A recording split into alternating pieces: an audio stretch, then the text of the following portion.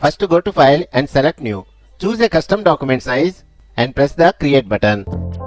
Now take the text tool, change the text color from black to red, then type the text like this. Hit Ctrl T for the transform option. Hold on the Shift and Alt buttons and increase the text size like this. Position it to center.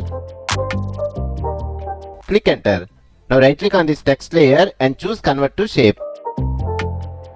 Use the Direct Selection tool. Select the lower part of the text in this manner. Now hold the Shift and down arrow keys to extend the text like this. Then go to Layer Style and choose Stroke. Here increase the stroke size to 5 pixels. Also enable the drop shadow and adjust the settings like this.